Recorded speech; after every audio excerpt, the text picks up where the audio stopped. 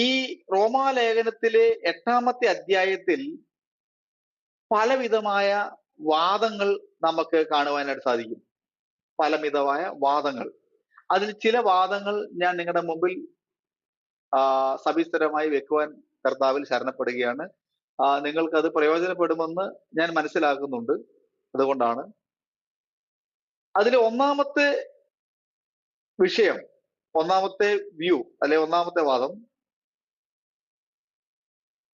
പാപത്തിന്റെ ശക്തിയിൽ നിന്നും എങ്ങനെ വിടുതൽ പ്രാപിക്കും എന്നുള്ള ഒരു വിഷയം ഇതിൽ നമുക്ക് പ്രധാനമായിട്ട് കാണുവാനായിട്ട് സാധിക്കുന്ന ഒരു വ്യൂസ് ആണ്, ഒരു വാദം.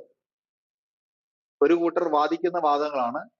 പാപത്തിന്റെ ശക്തിയിൽ നിന്നും എങ്ങനെയാണ് വിടുതൽ പ്രാപിക്കുന്നത് എന്നുള്ള ഒരു മെയിൻ വാദമാണ് ഇത് ഈ ചാപ്റ്ററിനകത്ത് ഉദ്ദേശിച്ചിരിക്കുന്നത്, അല്ലെങ്കിൽ ഈ ചാപ്റ്ററിനകത്ത് സംഗ്രഹമായി പറഞ്ഞിരിക്കുന്നത് എന്നുള്ള വിഷയത്തെ ആസ്പദമാക്കിയുള്ള ഒരു വാദം. രണ്ടാമത്തേത്,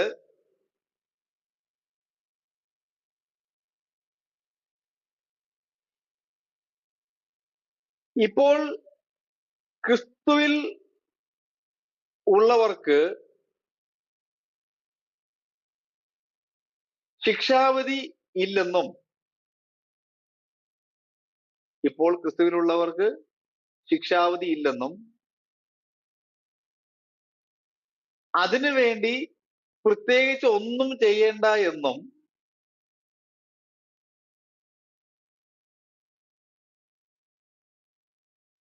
ഈ അധ്യായത്തിൽ ഒരു കൂട്ടർ വാദിക്കുന്നുണ്ട്. ഞാൻ ചില വാദങ്ങളെയാണ് നിങ്ങൾക്ക് പരിചയപ്പെടുത്തി തരുന്നത്. ഇപ്പോൾ ക്രിസ്തുവേശയിലുള്ളവർക്ക് ശിക്ഷാവിധി ഇല്ലെന്നും അതിനുവേണ്ടി പ്രത്യേകിച്ച് ഒന്നും തന്നെ ചെയ്യേണ്ടതില്ല എന്നും ഒരു കൂട്ടർ പഠിപ്പിക്കുന്ന ഒരു വാദമാണ്.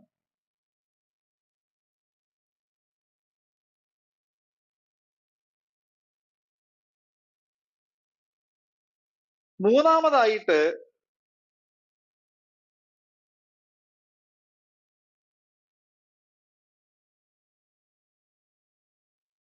വേർപാട് അനുഷ്ഠിക്കേണ്ട ആവശ്യമില്ല എന്ന് വേറൊരു കൂട്ടർ പഠിപ്പിക്കുന്നു. കാരണം ക്രിസ്തുവേശയിലുള്ളവർക്ക് ശിക്ഷാവിധിയില്ല, അതുകൊണ്ട് പ്രത്യേക തരത്തിൽ ഒരു വേർപാടിന്റെയും ആവശ്യമില്ല എന്ന് വേറൊരു കൂട്ടർ പഠിപ്പിക്കുന്ന ഒരു വാദമുണ്ട്. വേറൊരു കൂട്ടർ പഠിപ്പിക്കുന്നു. ഇപ്പോൾ ക്രിസ്തുവേശയിലുള്ളവർക്ക് ശിക്ഷാവിധി ഇല്ല, അതുകൊണ്ട് പ്രത്യേകിച്ച് വേർപാടിന്റെ ഒന്നും ആവശ്യമില്ല എന്ന് വേറൊരു കൂട്ടർ പഠിപ്പിക്കുന്നു.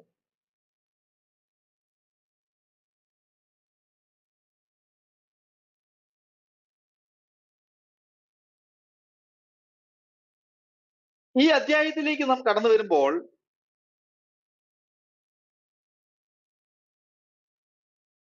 എന്തുകൊണ്ടെന്നാൽ എന്നൊരു വാക്ക് നമുക്ക് ഈ അധ്യായത്തിൽ കാണാൻ സാധിക്കുന്നു. റോമാലേഖനത്തിൽ 8-ാം അധ്യായത്തിൽ എന്തുകൊണ്ടെന്നാൽ, ഫോർ എന്ന വാക്കാണ് ഇംഗ്ലീഷിൽ ഉച്ചരിച്ചിരിക്കുന്നത്. ഫോർ അല്ല, അടുത്ത ഒരു പോയിന്റ് ആണ് ഞാൻ പറഞ്ഞത്. അത് ഇതുമായിട്ട് ആ വാദങ്ങളുടെ 3 അവിടെ തീരുകയാണ്. 3 വ്യൂസും 3 വാദങ്ങളും നമ്മൾ അവിടെ തീർത്തു. ഇനി അടുത്തൊരു പോയിന്റ് ആണ് ഞാൻ ഈ പറയുന്നത്. ഫോർ എന്ന വാക്ക്, അല്ലെങ്കിൽ എന്തുകൊണ്ടെന്നാൽ എന്ന വാക്ക് ഈ അധ്യായത്തിൽ 17 പ്രാവശ്യം ഉപയോഗിച്ചിരിക്കുന്നതായിട്ട് നമുക്ക് കാണുവാനായിട്ട് സാധിക്കുന്നു. എന്തുകൊണ്ടെന്നാൽ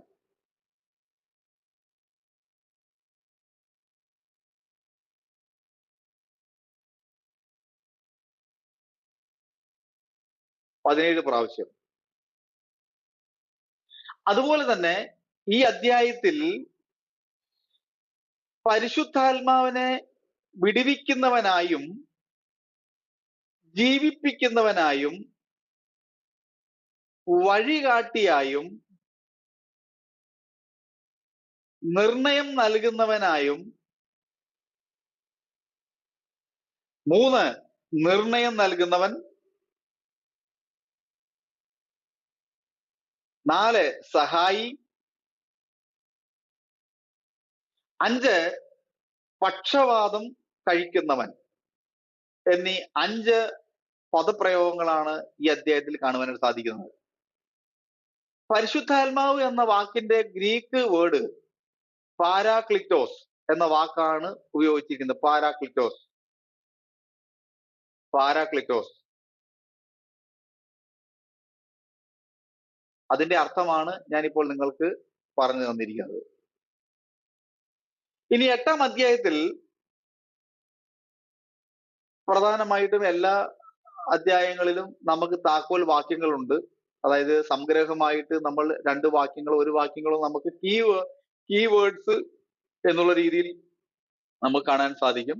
അപ്പൊ 8-ാം അധ്യായത്തിൽ 2 വാക്യങ്ങളാണ് പ്രധാനമായിട്ടും അതിന്റെ താക്കോൽ വാക്യങ്ങളായിട്ട് ഉച്ചരിച്ചിരിക്കുന്നത്. അതായത് 8-ാം വാക്യത്തിൽ താക്കോൽ വാക്യങ്ങൾ 8-ാം അധ്യായത്തിന്റെ 1, 2 വാക്യങ്ങൾ 8-ാം അധ്യായത്തിന്റെ 1, 2 വാക്യങ്ങളാണ് പ്രധാനമായിട്ടും താക്കോൽ വാക്യങ്ങളായിട്ട് ഇവിടെ പറഞ്ഞിരിക്കുന്നത്.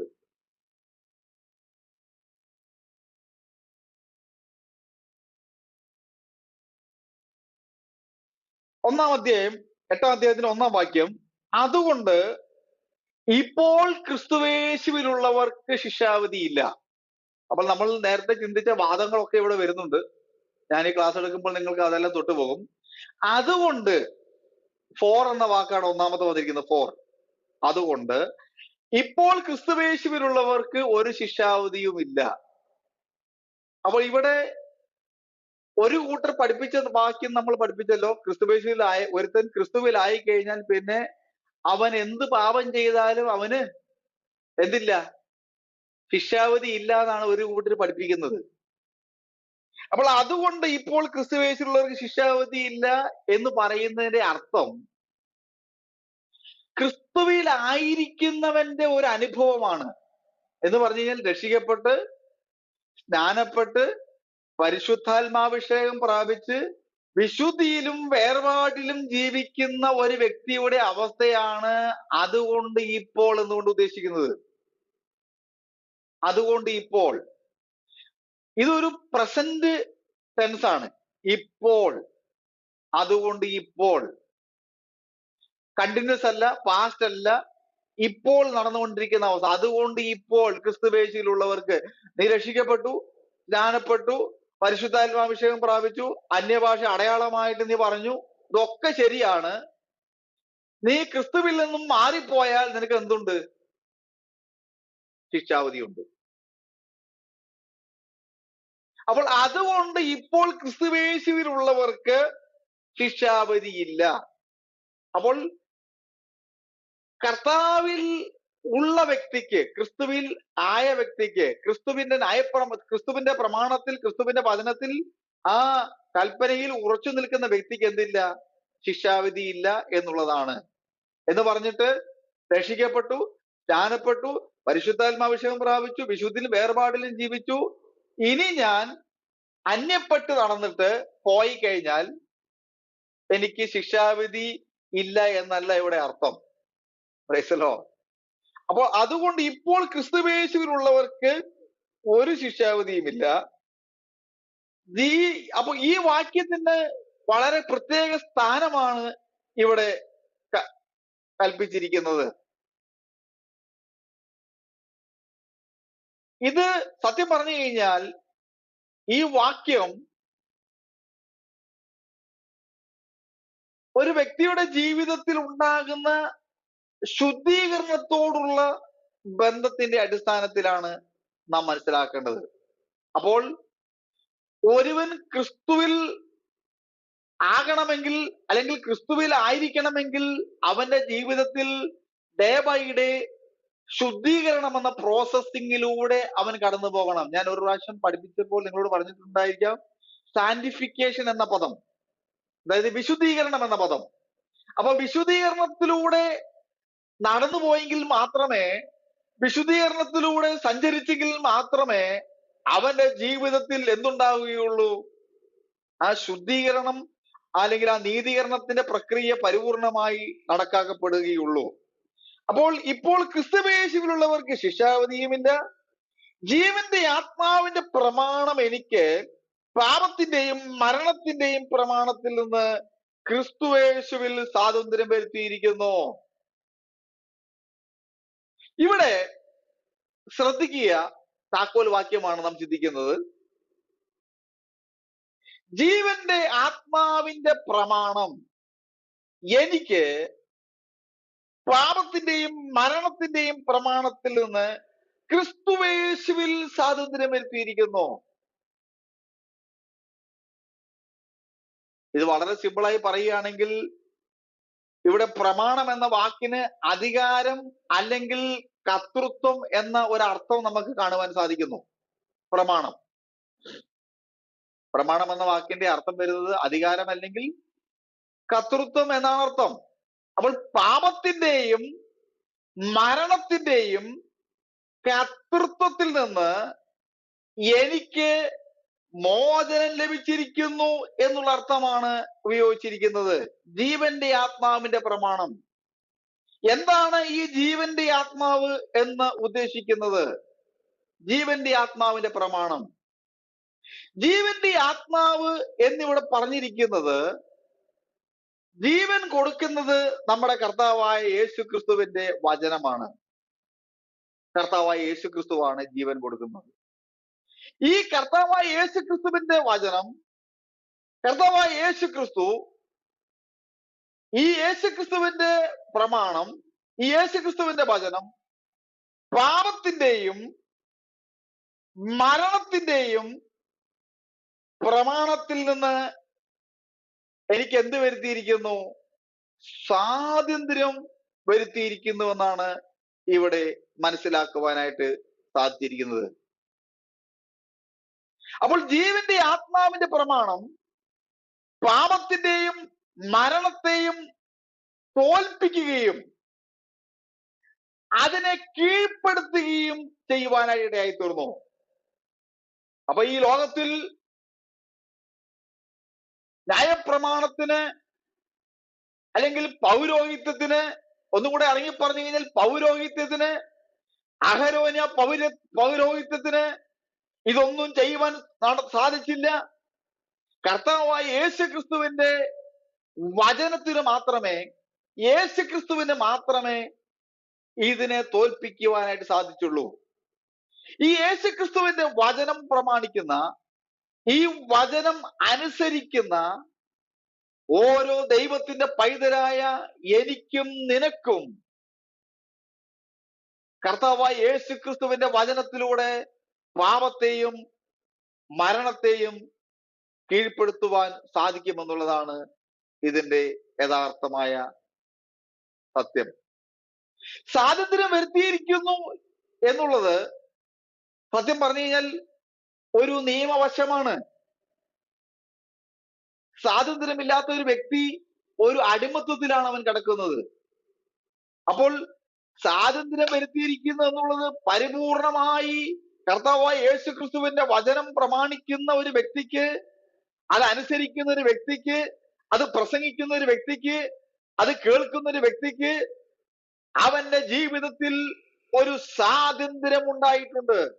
അതുകൊണ്ടാണ് ദൈവത്തിന്റെ വചനം പറയുന്നത്, എന്റെ വായിൽ നിന്നും പുറപ്പെടുന്ന ദൈവത്തിന്റെ വചനം അതതിന്റെ ക്രിയ ചെയ്ത് മടങ്ങി വരും.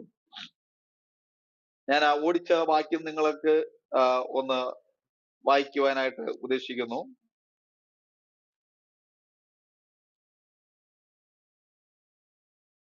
യെശയ്യാ പ്രവചനത്തിലാണ് ആ വാക്യമുള്ളത്. എന്റെ വായിൽ നിന്നും പുറപ്പെടുന്ന ദൈവത്തിന്റെ വചനം അതതിന്റെ ക്രിയ ചെയ്തിട്ട് മടങ്ങി വരും എന്നുള്ളൊരു വചനം നിങ്ങൾ കിട്ടിയെങ്കിൽ ഒന്ന് വായിക്കാം. കിട്ടി. യെശയ്യാ പ്രവചനം അതിന്റെ 55-11 വാക്യം, എന്റെ വായിൽ നിന്നും പുറപ്പെടുന്ന എന്റെ വചനമായിരിക്കും, അത് വെറുതെ എന്റെ അടുക്കലേക്ക് മടങ്ങി വരാതെ എനിക്ക് ഇഷ്ടമുള്ളത് നിവർത്തിക്കുകയും ഞാൻ അയച്ച കാര്യം സാധിപ്പിക്കുകയും ചെയ്യും. അപ്പോൾ ജീവന്റെ ആത്മാവിന്റെ പ്രമാണം, ഇനി മണിക്കുള്ള ഒരു സത്യം വിളിച്ചു പറയട്ടെ, ജീവന്റെ ആത്മാവിന്റെ പ്രമാണം നിന്റെ അകത്തുണ്ടെങ്കിൽ, ഒന്നുകൂടെ പറഞ്ഞ, യേശു ക്രിസ്തുവിന്റെ വചനം നിന്റെ അകത്തുണ്ടെങ്കിൽ, എത്ര വലിയ ഇരുട്ടിന്റെ ശക്തിയാണെങ്കിലും, എത്ര വലിയ പാപത്തിന്റെ ശക്തിയാണെങ്കിലും, എത്ര വലിയ അന്ധകാരത്തിന്റെ പോരുകളാണെങ്കിലും, നീ ആ വാക്യം ഉച്ചരിച്ച് പ്രാർത്ഥിക്കുമ്പോൾ, നീ ആ വാക്യം ഉച്ചരിച്ച് പ്രാർത്ഥിച്ചത് അതേ ക്രിസ്തുവിൽ ആശ്രയിക്കുമ്പോൾ ആ വാക്യത്തിന്റെ ശക്തി, ആ വചനത്തിന്റെ ശക്തി അതിന്റെ പ്രവൃത്തി ചെയ്ത് മടങ്ങി വരുവാനായിട്ട് ഇടയായിത്തീരും. എന്റെ വായിൽ നിന്നും പുറപ്പെടുന്ന എന്റെ വചനമായിരിക്കും. അത് വെറുതെ എന്റെ അടുക്കിലേക്ക് മടങ്ങി വരാതെ എനിക്കിഷ്ടമുള്ളത് നിവർത്തീകരിക്കുകയും ഞാൻ അയച്ച എന്റെ കാര്യം സാധിപ്പിക്കുകയും ചെയ്യും. സ്തോത്രം. എന്ത് മനോഹരമാണ് അതെ ദൈവത്തിന്റെ വചനം. പ്രിയമുള്ളവരെ, നാളുകളായി നാം പ്രാർത്ഥിക്കുന്ന, നാളുകളായി നാം കർത്താവിന്റെ സന്നിധിയിൽ യാചിക്കുന്ന ചില വിഷയങ്ങൾക്ക് ഉത്തരം ലഭിച്ചില്ല എങ്കിൽ പ്രാക്ടിക്കലായിട്ട് കർത്താവിന്റെ വചനം പറഞ്ഞുകൊണ്ട് ഉച്ചരിച്ച് പ്രാർത്ഥിക്കുക. ദൈവത്തിന്റെ ആത്മാവ് അതിന്മേൽ ഒരു പ്രവൃത്തി വെളിപ്പെടുത്തി അതേ മരണത്തിന്റെയും പാപത്തിന്റെയും ശക്തികളെ പൊട്ടിച്ച് ദൈവം അതിന്മേൽ ഒരു വിടുതൽ തരുവാനായിട്ട് തരും. മൂന്നാമത്തെ വാക്യത്തിലേക്ക് നാം കടന്നു വരുമ്പോൾ, ജഡത്താലുള്ള ബലഹീനത നിമിത്തം ന്യായപ്രമാണത്തിന് കഴിയാഞ്ഞതിനെ സാധിപ്പാൻ ദൈവം തന്റെ പുത്രനെ പാപത്തിന്റെ സാദൃശ്യത്തിലും പാപം നിമിത്തവും അയച്ചു. പാപത്തിന് ജഡത്തിൽ ശിക്ഷ വിധിച്ചു. സ്തോത്രം. ഈ വാക്യം, എല്ലാ വാക്യവും വളരെ ഇമ്പോർട്ടന്റ് ആണ്. എങ്കിൽ തന്നെയും ഇത് കർത്താവായ യേശു ക്രിസ്തുവിന്റെ കാൽവരിയുടെ ക്രൂശിനെ നേരിട്ട് കാണിക്കുന്ന ഒരു സംഭവമാണ്. ജഡത്താലുള്ള ബലഹീന നിമിത്തം ന്യായപ്രമാണത്തിന് കഴിയാഞ്ഞതിനെ സാധിപ്പാൻ ദൈവം തന്റെ പുത്രനെ പാപത്തിന്റെ സാദൃശ്യത്തിലും പാപം നിമിത്തവും അയച്ചു. പാപത്തിന് ജഡത്തിൽ ശിക്ഷ വിധിച്ചു. അപ്പോൾ ഈ സ്വാതന്ത്ര്യം നമുക്ക് ലഭിച്ചത് കർത്താവായ യേശു ക്രിസ്തുവിന്റെ കാൽവരിയുടെ ക്രൂശിലൂടെയാണ്. ജഡത്താലുള്ള ബലഹീനത എന്ന് പറയുന്നത് എന്താണ്? ജഡത്താലുള്ള ബലഹീനത, ഇവിടെ ജഡത്താലുള്ള ബലഹീനത എന്ന് പറയുന്നത് ന്യായപ്രമാണം ആവശ്യപ്പെടുന്ന നീതി നിറവേറ്റുവാനുള്ള ശക്തി ജഡത്തിനില്ലാത്ത അവസ്ഥയിൽ ന്യായപ്രമാണം തോൽക്കുന്ന സ്ഥാനത്ത് ദൈവം അല്ലെങ്കിൽ കർത്താവായ യേശു ക്രിസ്തു വിജയകരമായി തന്റെ പ്രവൃത്തി അവിടെ ചെയ്തെടുത്തു എന്നുള്ളതാണ്. സ്തോത്രം. ദൈവം തന്റെ പുത്രനെ പാപജഡത്തിന്റെ സാദൃശ്യത്തിൽ അയച്ചത്, ഈ ലോകത്തിലേക്ക് അയച്ചത്, പാപത്തിൽ ശിക്ഷ വിധിച്ചത് കർത്താവായ യേശു ക്രിസ്തുവിന്റെ ക്രൂശ് മരണത്തെ കാണിക്കുന്നു. അങ്ങനെ നമ്മുടെ വിടുതലിന്റെ അടിസ്ഥാനം അപ്പോസ്തലനായ പൗലോസ് ഇവിടെ ചൂണ്ടിക്കാണിക്കുന്നത് കർത്താവായ യേശു ക്രിസ്തുവിന്റെ കാൽവരിയുടെ ക്രൂശിലാണ്. Praise the Lord. അതിന്റെ 4-ാമത്തെ വാക്യത്തിലേക്ക് നാം കടന്നു വരുമ്പോൾ, ജഡത്തെയല്ല ആത്മാവിനെ എത്ര അനുസരിച്ച് നടക്കുന്ന നമ്മിൽ ന്യായപ്രമാണത്തിന്റെ നീതി നിവർത്തിയാകേണ്ടതിന് തന്നെ. അപ്പോൾ നമ്മിൽ ന്യായപ്രമാണത്തിന്റെ നീതി നിവർത്തിയാകേണ്ടതിന് എന്നുള്ളത് ഒരു വേറിട്ട ഒരു പ്രയോഗം നമ്മൾ ഇവിടെ കാണുന്നു. എന്താണ് ന്യായപ്രമാണത്തിന്റെ നീതി നിവൃത്തിയാകേണ്ടത്?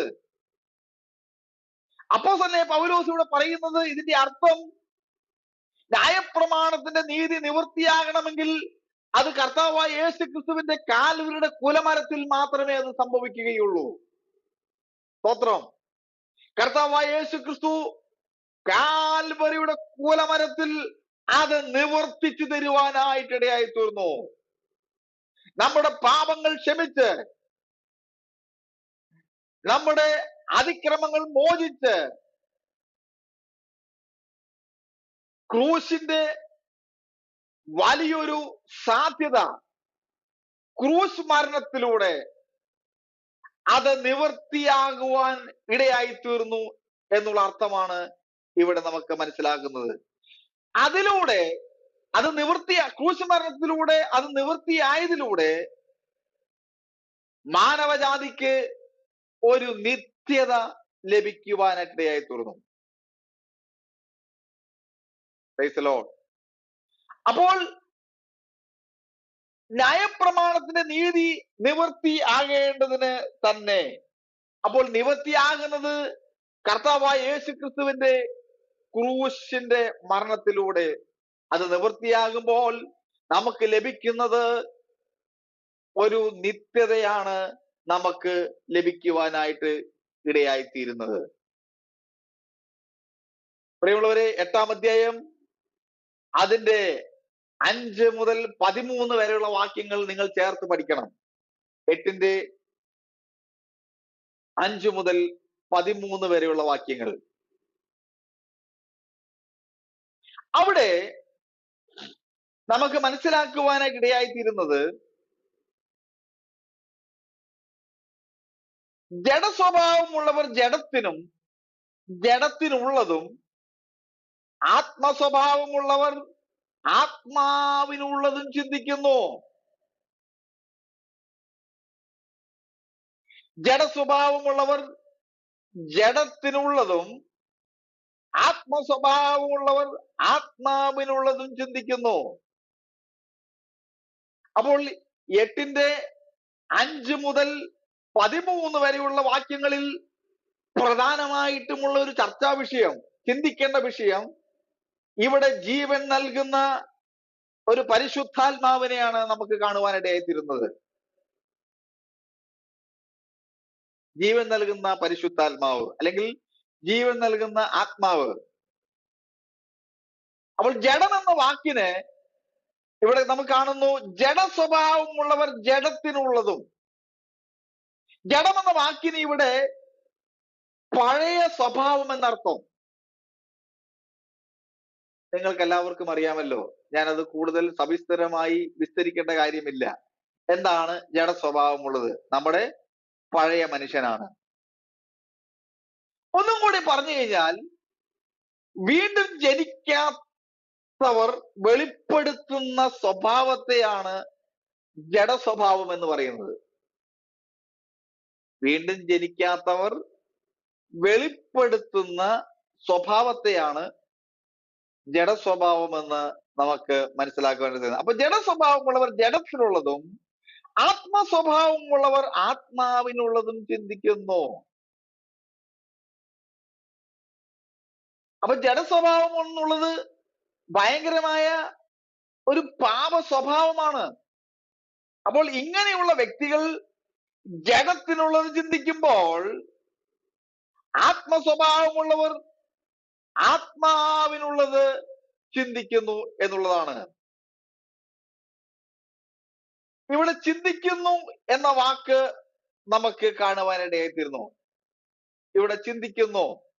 എന്താണ് ചിന്തിക്കുന്നത്? ജഡത്തിന്റെ ചിന്ത മരണം, ആത്മാവിന്റെ ചിന്തയോ ജീവനും സമാധാനവും തന്നെ. അപ്പോൾ ചിന്തിക്കുന്നു എന്ന് ഇവിടെ അപ്പോസ്തലൻ ഉദ്ദേശിച്ചിരിക്കുന്നത് കേവലമായി ഒരു മാനുഷിക തലച്ചോറിന്റെ ഒരു ചിന്തയെ മാത്രമല്ല ചിന്തിക്കുന്നു. നമ്മളൊക്കെയും തന്നെ പല കാര്യങ്ങൾ ചിന്തിക്കുന്നവരാണ്. ഇപ്പൊ ഇവിടെ ഇരിക്കുമ്പോ തന്നെ എന്റെ മോൻ എവിടെയാണ്, അല്ലെങ്കിൽ എന്റെ മോൾ എവിടെയാണ്, അല്ലെങ്കിൽ വൈകുന്നേരത്തെ കഞ്ഞിയൊന്നും ആയിട്ടില്ല, ചിലരെ ക്യാമറ ഓഫ് ആക്കിയിട്ട് കഞ്ഞി വെക്കാനൊക്കെ പോയിട്ടിരിക്കുകയാണ്. അതൊക്കെ പറയുമ്പോ ക്യാമറ ഓൺ ആക്കുന്നവരുണ്ട്.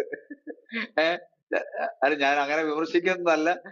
ചിലരൊക്കെ ക്യാമറ ഓഫ് ആക്കിയിട്ട് ചിലപ്പോ വെള്ളം കുടിക്കാനോ അങ്ങനെയുള്ള ആവശ്യങ്ങൾക്കൊക്കെ പോയി. ഇനി പാസ്റ്റ് പഠിപ്പിക്കുന്ന ബോറായിട്ട് പോയതാണോ, മനസ്സിലാക്കാതെ പോയതാണോ, എന്തുവാണോ എനിക്കറിയത്തില്ല. ഞാൻ തമാശ പറയുന്ന കൂട്ടത്തിലാണ്. അപ്പൊ കുഴപ്പമില്ല, ഞാൻ പറഞ്ഞ തമാശ കൂട്ടത്തിലൊന്ന് അങ്ങനെ നിങ്ങൾക്ക് മനസ്സിലാകാൻ വേണ്ടി തമാശ വേണമെന്ന് പറഞ്ഞതേ ഉള്ളൂ. അപ്പോൾ ഇവിടെ ചിന്തിക്കുന്നു എന്നുള്ളത്, അപ്പൊ അതായത് നമ്മൾ ഇരിക്കുമ്പോൾ തന്നെ പലരും നമ്മുടെയൊക്കെ ചിന്ത പല രീതിയിൽ പോകത്തില്ലയോ? ഇല്ലയോ സൂസാൻറ്റി? പോകത്തില്ലയോ? സൂസാൻറ്റി ഒന്നും മിണ്ടുന്നില്ല. സൂസാൻറ്റി സൗണ്ട് കേൾക്കാനേ ഇല്ല. ഒന്നും മിണ്ടത്തില്ലേ സൂസാൻറ്റി? ഞാൻ പറയുന്നത് കേൾക്കുന്നുണ്ടോ? സൂസാൻറ്റി ഒന്നും അനങ്ങുന്നില്ല. പോട്ടെ. അപ്പൊ ഞാൻ പറയുന്നതിന്റെ സാരാംശം എന്ന് പറയുന്നത്, തങ്കച്ചൻ പാസ്റ്ററിനോട് പറഞ്ഞു ഓൾറെഡി യാത്രയിലാണ്. ഞാൻ നിങ്ങളെ അങ്ങനെ പറയുന്നതല്ല. അപ്പൊ നമ്മളൊരു ഒരു ഒരു തമാശ രൂപേണ ഞാൻ പറഞ്ഞതേ ഉള്ളൂ. ഇവിടെ നമ്മൾ പല രീതിയിൽ ചിന്തിക്കും. ഇപ്പൊ സഭായോഗത്തിന് അവിടെ വന്നിരിക്കുമ്പോ എല്ലാവരും അവിടെ ഇരിക്കണമെന്നുണ്ടോ? ഇല്ല. കാരണം എന്ന് പറഞ്ഞു കഴിഞ്ഞാൽ ഇപ്പൊ നമ്മുടെ വീടൊക്കെ പൂട്ടിയിട്ട് വരുമ്പോ എന്തൊക്കെ പല ചിന്തകൾ നമ്മുടെ മൈൻഡിലൂടെ ഓടും. അപ്പം ഇവിടെ നിങ്ങളുടെ അറ്റൻഷൻ ഇങ്ങോട്ട് ശ്രദ്ധിക്കാൻ വേണ്ടി ഞാൻ അങ്ങനെ ഒരു തമാശ രൂപേണ പറഞ്ഞതേ ഉള്ളൂ. ഇവിടെ ചിന്തിക്കുന്നു എന്ന് പറഞ്ഞിരിക്കുന്നത് കേവലം ഒരു തലച്ചോറിന്റെ പ്രവർത്തനത്തെ മാത്രം ഉദ്ദേശിക്കുന്ന ഒന്നല്ല. അപ്പൊ ഇവിടെ ചിന്തിക്കുന്നു എന്നുള്ളത് ജഡത്തിന്റെ ചിന്ത മരണം, അത് പറഞ്ഞിട്ട് അപ്പോസ്തലനായ പൗലോസ് പറയുന്നത് ജഡത്തിന്റെ ചിന്ത മരണം, ആത്മാവിന്റെ ചിന്തയോ ജീവനും സമാധാനവുമാണ്. അപ്പോൾ ഇവിടെ ചിന്തിക്കുന്നത്, പ്രധാനമായിട്ടും നാം ചിന്തിക്കേണ്ടത് പരിശുദ്ധാത്മാവിന്റെ ഒരു പ്രവർത്തനവും ആ പരിശുദ്ധാത്മാവിന്റെ പ്രവർത്തനത്തിലൂടെ എങ്ങനെ നമുക്ക് ജീവനും എന്ന് ഉദ്ദേശിക്കുന്നത് നിത്യജീവനും അതിലൂടെ കിട്ടുന്ന ഒരു സമാധാനവുമാണ്. Praise the Lord. ഹല്ലേലൂയ.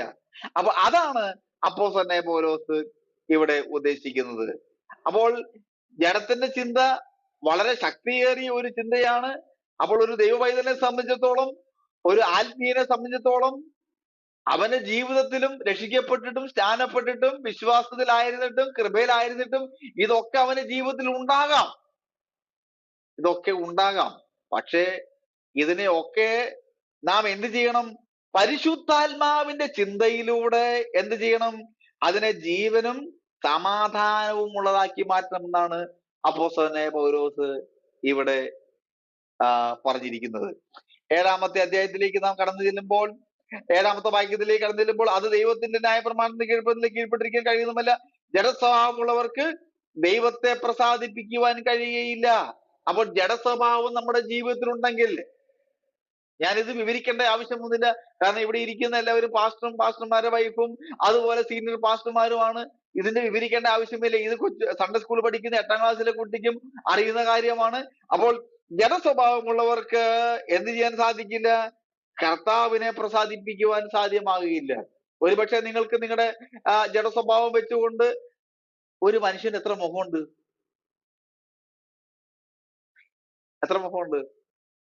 ഇപ്പൊ നോർമലി നോക്കുമ്പോൾ ഒരു മുഖമല്ലേ കാണുന്നുള്ളൂ, അല്ലെ? ഒരു മനുഷ്യനെ സംബന്ധിച്ചുള്ളത് എന്റെ അഭിപ്രായത്തിൽ 100 മുഖം ഉണ്ടെന്നാ. 100-ലധികം മുഖം ഉണ്ടെന്നാണ് ഞാൻ പഠിച്ചിരിക്കുന്നത്. പിന്നെ ഒരേ ഫോണിൽ സംസാരിച്ചുകൊണ്ടിരിക്കുമ്പോൾ തന്നെ, ഒരു വിശ്വാസിയോട് സംസാരിച്ചുകൊണ്ടിരിക്കുമ്പോൾ തന്നെ അവൻ ഇപ്പുറത്ത് വേറെ കാര്യം പറയും, അപ്പുറത്ത് വേറെ കാര്യം പറയും. അങ്ങനെ 100 കൂട്ടം കാര്യങ്ങൾ ഒരേ ഒരു വ്യക്തി ചെയ്യും. 100-ലധികം ഉണ്ടെന്നുള്ളതാണ് ഞാൻ പഠിച്ചിരിക്കുന്നത്. സൈക്കോളജി പഠിക്കുമ്പോൾ 100-ലിട്ട് ഇരിക്കുകയാണ്. കോളിടയ്ക്ക് ഇങ്ങനെ കയറി വരും, ബ്ലോക്ക് ആക്കാനും പറ്റുകയില്ല. അപ്പൊ അങ്ങനെ അത് വല്ലാത്ത ഒരു അവസ്ഥയാണ്. ചില സമയത്ത് ഡിസ്റ്റർബ് ആവുന്നുണ്ട്, ക്ഷമിക്കുക. ഓക്കെ. ഇവിടെ 9-ാം വാക്യത്തിൽ എഴുതിയിരിക്കുന്നു, നിങ്ങളോ ദൈവത്തിന്റെ ആത്മാവ് നിങ്ങൾ വസിക്കുന്നു എന്ന് വരികിൽ ജഡസ്വഭാവമുള്ളവരല്ല ആത്മസ്വഭാവമുള്ളവരത്രേ. ക്രിസ്തുവിന്റെ ആത്മാവില്ലാത്തവൻ അവനുള്ളവനല്ല. അപ്പോൾ അപ്പോസ്തലനായ പൗലോസ് വളരെ കർക്കശമായി പറയുകയാണ്, നിങ്ങളോ ദൈവത്തിന്റെ ആത്മാവ് നിങ്ങളിൽ വസിക്കുന്നവരെങ്കിൽ നിങ്ങൾ ജഡസ്വഭാവമുള്ളവരല്ല ആത്മസ്വഭാവമുള്ളവരത്രേ. ക്രിസ്തുവിന്റെ ആത്മാവില്ലാത്തവൻ അവനുള്ളവനല്ല. സ്തോത്രം. നീ രക്ഷിക്കപ്പെട്ടിട്ടുണ്ട്, സ്നാനപ്പെട്ടിട്ടുണ്ട്, പരിശുദ്ധാത്മാഭിഷേകം പ്രാപിച്ചിട്ടുണ്ട്, ആത്മസ്വഭാവമുണ്ട്, നീ കടിച്ചപ്പൊട്ടത്ത് അന്യഭാഷ പറയുന്നുണ്ട്, സ്റ്റേജിൽ പറയുന്നുണ്ട്. ഇതൊക്കെ ശരിയാണ്, ഇതൊക്കെ സംഭവം ശരിയാണ്. നിന്റെ അകത്ത് ക്രിസ്തുവിന്റെ ആത്മാവില്ല എങ്കിൽ, എടാ അപ്പൊ ചോദിക്കും, രക്ഷിക്കപ്പെട്ടാലും സ്നാനപ്പെട്ടാലും പിശാചിനുള്ള കൃത്യമായിട്ട് ഇതെല്ലാം പറയും. സ്തോത്രം. വളരെ കൃത്യമായിട്ട് പിശാചും ഇതെല്ലാം കൃത്യമായിട്ട് പറയും. അപ്പോൾ നമ്മുടെ അകത്ത് വസിക്കുന്ന ആത്മാവ് ഏതാണെന്ന് നാം തന്നെ ശോധന ചെയ്ത് മനസ്സിലാക്കണം. സ്തോത്രം. ഞാൻ അങ്ങോട്ട് കൂടുതൽ കടക്കുന്നില്ല. ദൈവത്തിന്റെ ആത്മാവ് നിങ്ങൾ വസിക്കുന്നു വരെങ്കിൽ ജഡസ്വഭാവമുള്ള ആത്മസ്വഭാവം, ക്രിസ്തുവിന്റെ ആത്മാവില്ലാത്തവൻ അവനുള്ളവനല്ല എന്ന് പറഞ്ഞു കഴിഞ്ഞാൽ, നീ ക്രിസ്തുവിന്റെ ആത്മാവിലല്ല ചലിക്കുന്നതെങ്കിൽ നീ അവനുള്ളവനല്ല. സ്തോത്രം. നീ ഒരുപക്ഷെ വചനം തന്നെ ആയിരിക്കും പ്രസംഗിക്കുന്നത്, നീ അതിൽ നിന്നും ഡൈവേർട്ട് ചെയ്ത് മാറ്റി വേറൊരു ആത്മാവിനെയാണ് പ്രസംഗിക്കുന്നതെങ്കിൽ നീ അവനുള്ളവനല്ല. സ്തോത്രം. ഒന്നും കൂടി പറഞ്ഞു കഴിഞ്ഞാൽ, നമ്മിൽ വസിക്കുന്ന പരിശുദ്ധാത്മാവാണോ അതോ പിശാചിന്റെ ആത്മാവാണോ എന്ന് നാം തന്നെ ഒന്ന് ശോധന ചെയ്യേണ്ടിയിരിക്കുന്നു. Praise the Lord. അപ്പോൾ രക്ഷിക്കപ്പെട്ട എല്ലാവരും പ്രാപിച്ചിരിക്കുന്നത് ഒരേ ഒരു ആത്മാവിനെയാണ് പ്രാപിച്ചിരിക്കുന്നത്.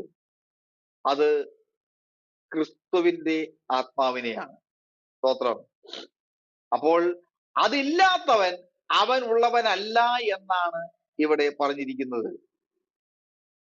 സ്തോത്രം.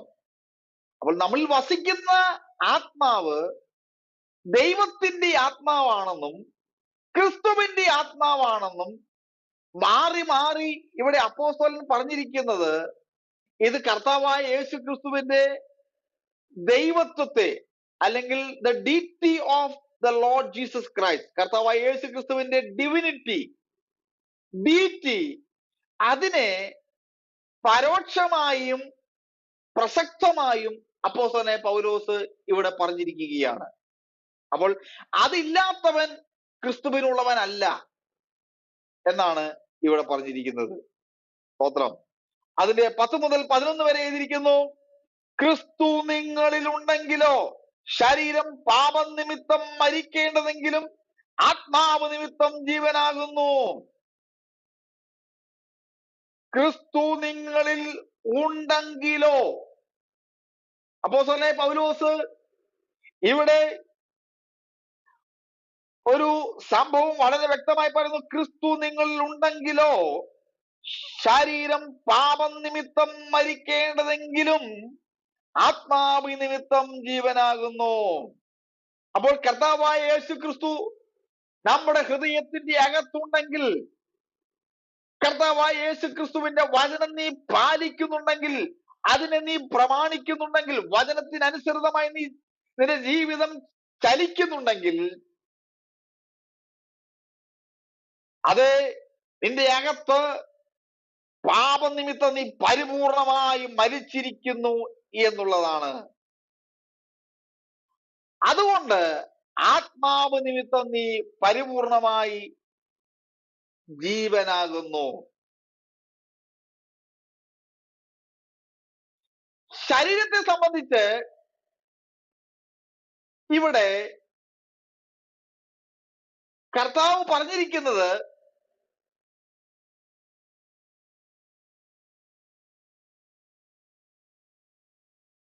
അതിന്റെ 10-ാമത്തെ വാക്യത്തിൽ, ക്രിസ്തു നിങ്ങളിൽ ഉണ്ടെങ്കിലോ ശരീരം പാപം നിമിത്തം മരിക്കേണ്ടതെങ്കിലും ആത്മാവ് നിമിത്തം ജീവനാകുന്നു.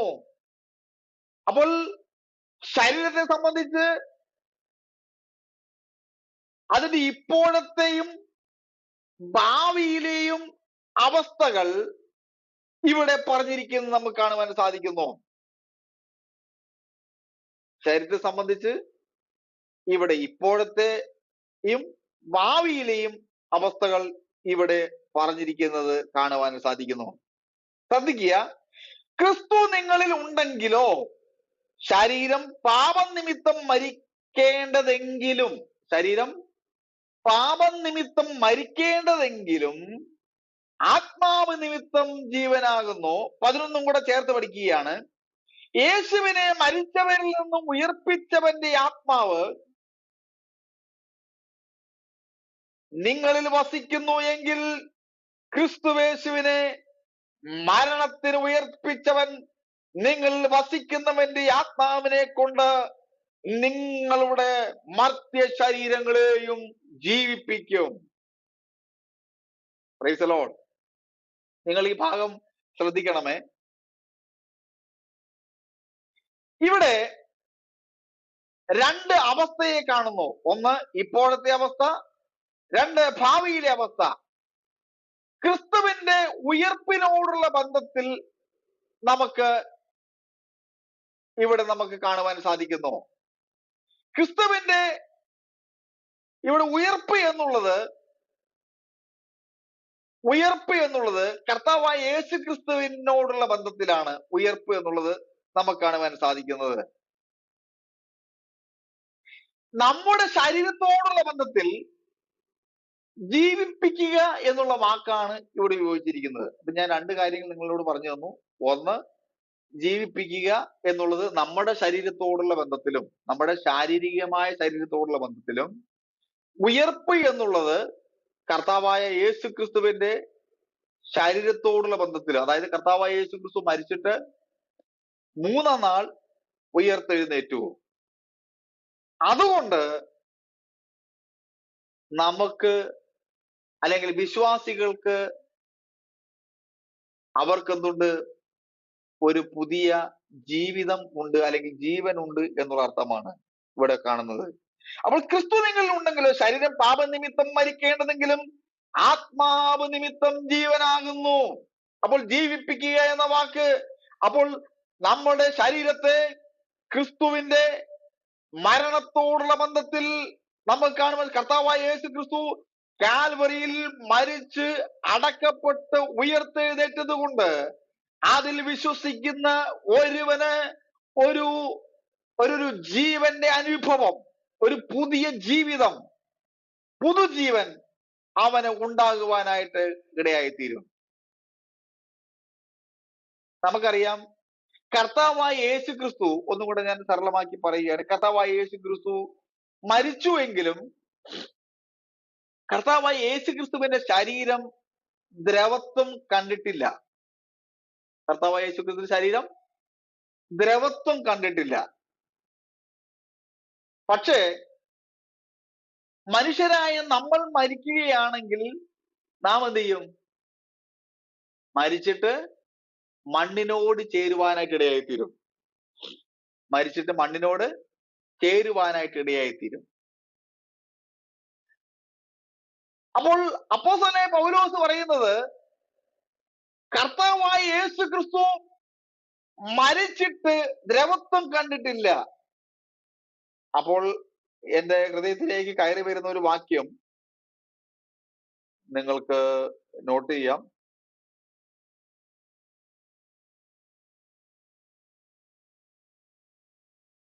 ഒന്ന് കൊരിന്ത്യർ അതിന്റെ 15-ാം അധ്യായം അതിന്റെ 53-ാമത്തെ വാക്യം. ഈ ദ്രവത്വമുള്ളത് അദ്രവത്തെയും ഈ മർത്യമായ അമർത്യത്തെയും ധരിക്കണം. ഈ ദ്രവത്വമുള്ളത് അദ്രവത്വത്തെയും മർത്യമായ അമർത്യത്തെയും ധരിക്കുമ്പോൾ മരണം നീങ്ങി ജയം വന്നിരിക്കുന്നു എന്നുള്ള നിവൃത്തിയാകും. ഹേ മരണമേ, നിന്റെ ജയം എവിടെ? ഹേ മരണമേ, നിന്റെ വിഷമുള്ളവിടെ? മരണത്തിന്റെ വിഷമുള്ള പാപം, പാപത്തിന്റെ ശക്തിയോനായ പ്രമാണം, നമ്മുടെ കർത്താവായ യേശു ക്രിസ്തു മുഖാന്തരം നമുക്ക് ജയം നൽകുന്ന ദൈവത്തിന് സ്തോത്രം. അപ്പോൾ കർത്താവായ യേശു ക്രിസ്തു അതിന് 52 എഴുതിയിരിക്കുന്നു, നാം എല്ലാവരും നിദ്രകുള്ളിൽ എന്നാൽ അന്ത്യകാലത്തിൽ പെട്ടെന്ന് കണ്ണുവെക്കുന്നതിന് നാം എല്ലാവരും രൂപാന്തരപ്പെടും, കാഹളം ധ്വനിക്കും, മരിച്ചവർ അക്ഷയരായി ഉയർക്കും, നാം രൂപാന്തരപ്പെടുകയും ചെയ്യും. മത്തായിയുടെ സുവിശേഷത്തിൽ നമുക്ക് കാണും. മത്തായിയുടെ സുവിശേഷത്തിലേക്ക് നാം കടന്നു വരുമ്പോൾ അതിന്റെ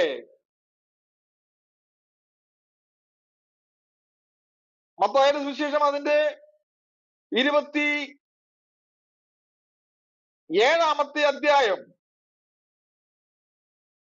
അതിന്റെ 52-ാമത്തെ 51, 52 വാക്യങ്ങൾ വായിക്കുമ്പോൾ അവിടെ എഴുതിയിരിക്കുന്നു, അപ്പോൾ മന്ദിരത്തിലെ തിരശീലമേൽ തൊട്ട് അഴുതി ഒന്നായി ചിന്തിപ്പോയി, ഭൂമി കുലുങ്ങി, പാറകൾ പിളർന്നു, കല്ലകൾ തുറന്നു, നിദ്ര പ്രാപിച്ച വിശുദ്ധന്മാരുടെ ശരീരങ്ങളിൽ പലതും ഉയർത്തെഴുന്നേറ്റു. അവന്റെ പുനരുത്ഥാനത്തിന് ശേഷം കല്ലറകളെ വിട്ടു. ശ്രദ്ധിക്കണമേ, ഇവിടെ പലരും പറയുന്ന ഒരു വാദം, കർത്താവായ യേശു ക്രിസ്തു അല്ല ആദ്യം ഉയർത്തെഴുന്നേറ്റത് എന്ന് പറഞ്ഞത്, ഫസ്റ്റ് ബോൺ ജീസസ് ക്രൈസ്റ്റ് യേശു ക്രിസ്തു അല്ല എന്നാണ് പലരും പഠിപ്പിക്കുന്നത്. നിങ്ങൾ ബൈബിൾ കോളേജിലൊക്കെ MTH ഒക്കെ പഠിക്കുമ്പോൾ അതിൽ പല തിയോളജിയൻസുമാർ ഉദ്ധരിക്കുന്ന വാചകങ്ങളാണ്, കർത്താവായ യേശു ക്രിസ്തു അല്ല, യേശു ക്രിസ്തുവിന്റെ മരണത്തിൽ പലരും അവരാണ് ഫസ്റ്റ് ബോൺ. പക്ഷെ ഇവിടെ അങ്ങനെയല്ല എഴുതിയിരിക്കുന്നത്. ഈ വാക്യം വളരെ ശ്രദ്ധിച്ച് വായിച്ചാൽ നമുക്ക് മനസ്സിലാക്കാൻ സാധിക്കും. അതേ, ഭൂമി കുലുങ്ങി, പാറകൾ പിളർന്നു, കല്ലറകൾ തുളർന്നു, നിദ്ര പ്രാപിച്ച വിശുദ്ധന്മാരുടെ ശരീരങ്ങൾ പലതും ഉയർത്തെഴുന്നേറ്റു, അവന്റെ പുനരുത്ഥാനത്തിന് ശേഷം കല്ലറകളെ വിട്ടു. എന്നിട്ട് അവിടെ കോമയും കൂടെ കോമ കൊടുത്തിട്ടുണ്ട്, വിശുദ്ധ നഗരിൽ ചെന്ന് പലർക്കും പ്രത്യക്ഷമായി. പ്രിയമുള്ളവരെ, നമ്മുടെ കർത്താവായ യേശു ക്രിസ്തു, എന്റെ വിഷയം അതൊന്നുമല്ല, നമ്മുടെ കർത്താവായ യേശു ക്രിസ്തു ദ്രവത്വം കണ്ടിട്ടില്ല. യേശു ക്രിസ്തു മരിച്ചു, അടക്കപ്പെട്ടു, 3 നാൾ ഉയർത്തെഴുന്നേറ്റു. യേശു ക്രിസ്തു മണ്ണിനോട് ചേർന്നില്ല. Praise the Lord. യേശു ക്രിസ്തു മണ്ണിനോട് ചേർന്നില്ല. എന്നാൽ യേശു ക്രിസ്തു കർത്താവിന്റെ സൃഷ്ടികളായ നാം മരിച്ചു കഴിഞ്ഞാൽ മണ്ണിനോട് ചേരുമെന്നുള്ളതാണ് ഇവിടെ നമുക്ക് മനസ്സിലാക്കുവാനായി തരുന്നത്. അങ്ങനെ മണ്ണിനോട് ചേർന്നാൽ തന്നെയും കർത്താവായ യേശു ക്രിസ്തുവിന്റെ കാഹളത്തിങ്കൽ കർത്താവുതൻ ഗംഭീരനാഥത്തോടും പ്രധാന ദൂതന്റെ ശബ്ദത്തോടും ദൈവത്തിന്റെ കാഹളത്തോടും കൂടെ സ്വർഗത്തിൽ നിറങ്ങി വരും. ക്രിസ്തുവിൽ മരിച്ചവർ കാഹളത്തിന്റെ ശബ്ദത്തെങ്കിൽ അവർ മുമ്പേ വരുന്നതിൽ പിന്നെ ജീവനോട് ശേഷിക്കുന്നവരായി നാം, ദ ഗ്രൂപ്പ് ഓഫ് പീപ്പിൾ, എക്ലീഷ്യ, അവർ രൂപാന്തരം പ്രാപിക്കും. അപ്പോൾ അവർ ഉയർത്തെഴുന്നേൽക്കും, രൂപാന്തരം പ്രാപിക്കും എന്നുള്ളതാണ് ഇവിടെ നമുക്ക് ഇതിന്റെ വാക്യത്തിൽ കാണാം. എന്റെ വിഷയത്തിലേക്ക് ഞാൻ ഓടിച്ചു പോവുകയാണ്. അപ്പോൾ നമ്മളെ ജീവിപ്പിക്കുന്നത് കർത്താവായ യേശു ക്രിസ്തുവിന്റെ പുനരുത്ഥാനത്തിന്റെ ശക്തിയാണ്.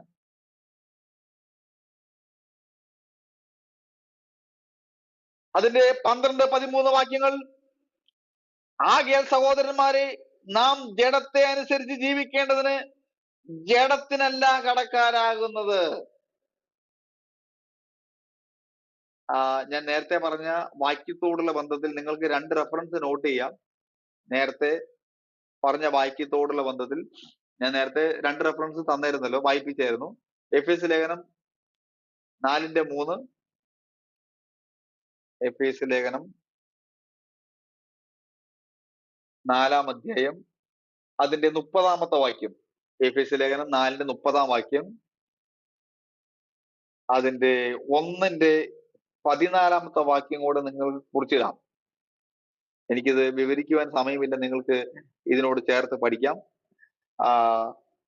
12-13 വാക്യങ്ങൾ അവിടെ നമുക്ക് കാണുന്നു. ആകയാൽ സഹോദരന്മാരെ, നാം ജഡത്തെ അനുസരിച്ച് ജീവിക്കേണ്ടത് ജഡത്തിനല്ല കടക്കാരാകുന്നത്. ആകയാൽ സഹോദരന്മാരെ, നാം ജഡത്തെ അനുസരിച്ച് ജീവിക്കേണ്ടതിന് ജഡത്തിനല്ല കടക്കാരാകുന്നത്. ഇവിടെ ശരീരത്തിന്റെ പ്രവൃത്തികളെ മരിപ്പിക്കണമെങ്കിൽ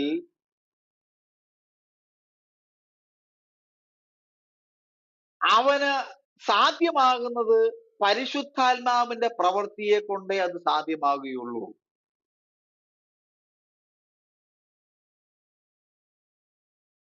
12-13 നാം ചേർത്ത് പഠിക്കുന്നത്. നിങ്ങൾ ജഡത്തെ അനുസരിച്ച് ജീവിക്കുന്നുവെങ്കിൽ മരിക്കും നിശ്ചയം. ആത്മാവിനാൽ ശരീരത്തിന്റെ പ്രവൃത്തികളെ മരിപ്പിക്കുന്നുവെങ്കിലോ നിങ്ങൾ ജീവിക്കും. അപ്പോൾ അപ്പോസ്തലനായ പൗലോസ് പറയുന്നത്, ശരീരത്തിന്റെ പ്രവൃത്തികളെ മരിപ്പിക്കണമെങ്കിൽ പരിശുദ്ധാത്മാവിനാൽ മാത്രമേ സാധ്യമാകുകയുള്ളൂ. മനുഷ്യന്റെ സ്വന്തം ശക്തിയാൽ അത് സാധ്യമല്ല. മരിപ്പിക്കേണ്ടത് എന്ന് ഉദ്ദേശിക്കുന്നത്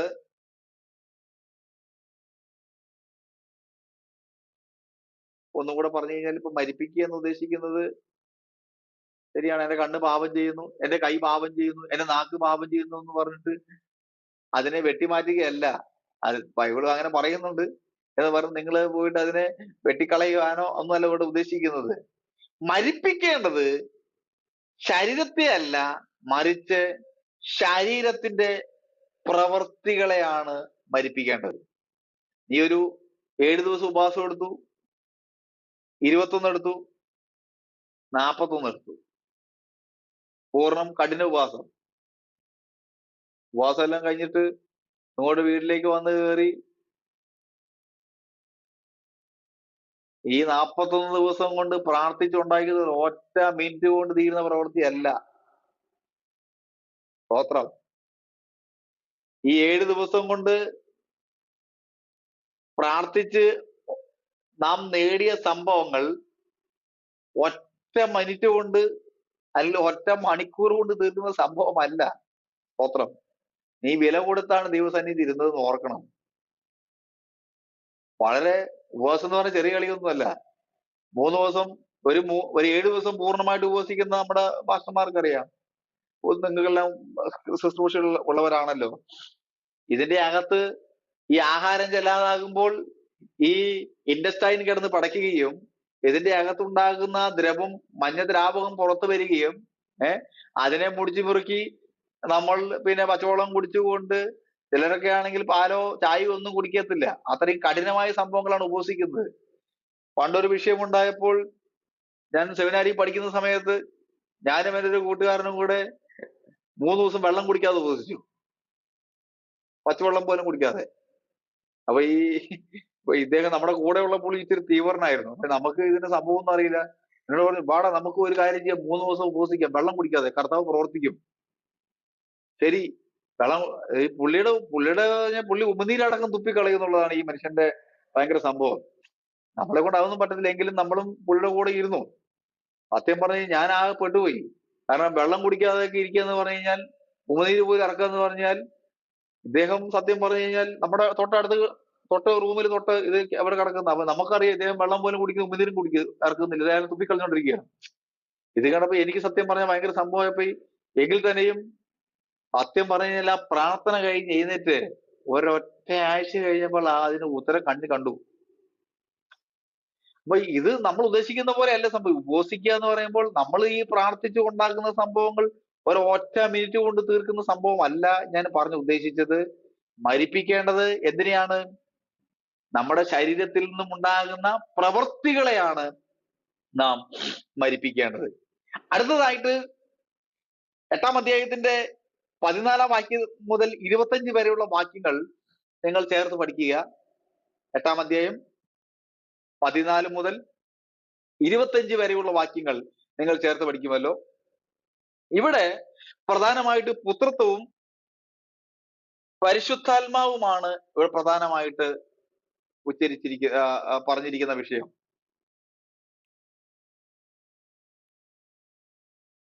പുത്രത്വവും പരിശുദ്ധാത്മാവുമാണ് ഇവിടെ പ്രധാനമായിട്ടും പ്രതിപാദിച്ചിരിക്കുന്ന വിഷയം.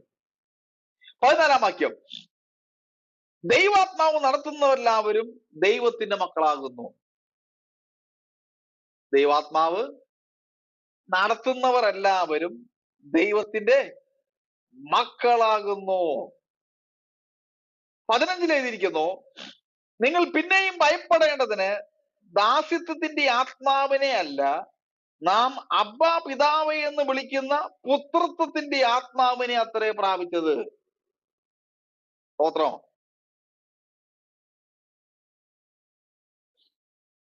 ഇവിടെ ദൈവാത്മാവ് നടത്തുന്നവർ എല്ലാവരും ആരാണ്? ദൈവത്തിന്റെ മക്കളാണ്. അപ്പൊ അതിന്റെ അർത്ഥം, അതിന്റെ മറുവശം പിശാചിന്റെ ആത്മാവിനാൽ നടത്തുന്നവരും ഉണ്ട് എന്നുള്ളതാണ്. പിശാചിന്റെ ആത്മാവിനാൽ നടത്തുന്നവരുമുണ്ട്. അങ്ങനെയുള്ളവരെ പിശാചിന്റെ മക്കൾ എന്ന് വിളിക്കപ്പെടും. സ്തോത്രം. അപ്പോൾ ദൈവാത്മാവിനാൽ നടത്തുന്നവരെല്ലാവരും ദൈവത്തിന്റെ മക്കളാണ്. നിങ്ങൾ പിന്നെയും ഭയപ്പെടേണ്ടതിന് ദാസത്തിന്റെ ആത്മാവിനെ അല്ല, അബ്ബാ പിതാവ് എന്ന് വിളിക്കുന്ന പുത്രത്വത്തിന്റെ ആത്മാവിനെ അത്രേ പ്രാപിച്ചത്. അപ്പോൾ ഇവിടെ ദാസ്യത്വത്തിന്റെ ആത്മാവ് എന്ന് പറഞ്ഞിരിക്കുന്നു. ദാസ്യത്വത്തിന്റെ ആത്മാവ് എന്താണ്? ദാസ്യത്വത്തിന്റെ ആത്മാവ് പഴയ നിയമകാലത്തെ ഇസ്രായേൽ ജനത്തിന്റെ അനുഭവത്തെ ഉദ്ദേശിച്ചാണ് ഇവിടെ അപ്പോസ്തലനായ പൗലോസ് ചൂണ്ടിക്കാണിക്കുന്നത്. പഴയ നിയമകാലത്തെ ഇസ്രായേൽ ജനത്തിന്റെ അനുഭവം, അവർ ഫറവോന്റെ അടിമത്വത്തിലായി മാറി, അവർ ദാസ്യവേല ചെയ്യുവാനായിട്ട് ഇടയായി തീർന്നു. അതാണ് ഇവിടെ ഉദ്ദേശിച്ചിരിക്കുന്നത്. എന്നിട്ട് പറഞ്ഞിരിക്കുന്നു, അബ്ബാ പിതാവേ.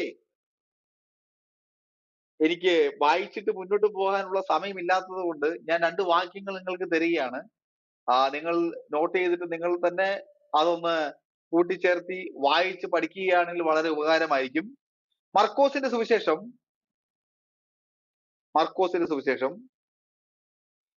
14-ാം അധ്യായം അതിന്റെ 36-ാം വാക്യം. മർക്കോസിന്റെ സുവിശേഷം 14-36. ഞാൻ ഓടിച്ച് വായിക്കുന്നുണ്ട്.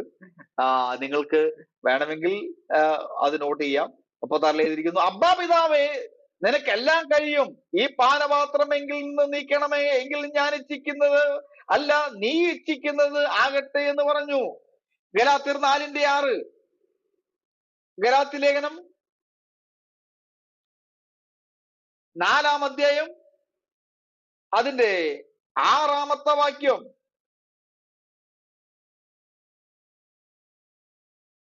നിങ്ങൾ മക്കളാകൊണ്ട് വായിച്ചാട്ടെ വായിച്ചാട്ടെ.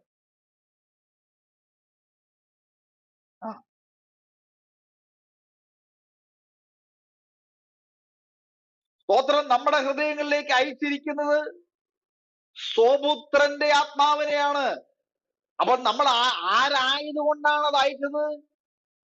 മക്കളായതുകൊണ്ടാണ് അയച്ചത്. സ്തോത്രം.